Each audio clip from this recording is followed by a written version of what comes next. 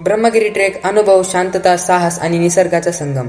प्रत्येक पाऊल नव्या दृश्याकडे. तर चला माझ्यासोबत या प्रवासामध्ये. तर जय शिवराय भावांनो, पुन्हा एकदा आपल्या नवीन ब्लॉग मध्ये तुमचं स्वागत आहे. आणि आज जायचं होतं आपल्याला त्र्यंबकेश्वर मधील सर्वात उंच असलेला ब्रह्मगिरी पर्वत एक्सप्लोर करण्यासाठी. मग काय म्हणलं, आता एवढा मोठा पर्वत चढणे तर पहिले नाही का आपण जेवण करून घेऊ म्हणलं. मग लगेच आपण खिचडी खाऊन घेतली. आणि तेवढ्याच आपली आजी म्हणते की नाही का घरी लवकर येऊ नका, तर संध्याकाळ कारण की तिच्या डोक्यात आता ब्रह्मगिरी चढायला जाणार होती, म्हणजेच की आपल्या मावशीचं पोरग. आणि मी आता जाऊ दे म्हणलं, मग घरात नाही दारात नाही, मग येतच नाही म्हणलं आता घरी. तो विषय सोडा, मग लगेच निघालो आपल्या घरच्यांना बाय बाय करून आपण ब्रह्मगिरीला जाण्यासाठी. ब्रह्मगिरी फक्त आपल्या घरापासून 10-15 मिनिटाच्या अंतरावरतीच होतं. मग काही विषय नाही म्हणलं, जाऊ म्हणलं लवकर. तर मग भावना आपण पोहोचलो ब्रह्मगिरीच्या पायथ्याशी. आणि सर्वात अगोदर आपल्याला इथं छोटे छोटे दुकाने पाहायला भेटतात. आणि तिथं बाहेर असलेले काट्या आपल्याला आता विकत घ्यावं लागतात. आणि त्या काट्या काबर घ्यावं लागतात, कारण की वरती नाही का खूप सारे माकडे राहतात आणि ते आपल्या अंगावर हल्ला करू नये म्हणून त्या काट्या घ्यावं लागतात. आणि मेन गोष्ट म्हणलं तर ब्रह्मगिरीला जाताना आपल्या हातात कोणती बी पिशवी राव खायची असो का कोणती बी राव, ते माकडं पिशवी घेतल्याशिवाय जाणार नाही. ब्रह्मगिरी आपल्याला चालत आणि ट्रेकिंग करत जायची 3.5 किलोमीटर. आणि पुढे आपली कशी हालत होती तुम्हाला कळेनच. पुढे काय आपण थोडं पायथ्याशी पुढे चालत आल्यावर आपल्याला इथं तिकीट गर्दी दिसतं. आणि तिथं पर पर्सन तिकीट 20 रुपये होतं. मग ते तिकीट फाडून आपण निघालो पुढे. आणि आता हा ब्लॉग खूप मोठा होत चाललाय, म्हणून आपण भेटू याच्या पार्ट 2 मध्ये. आणि आपल्या 10K फॉलोअर्सच्या जर्नी मध्ये जॉईन होण्यासाठी मला आताच फॉलो करून घ्या.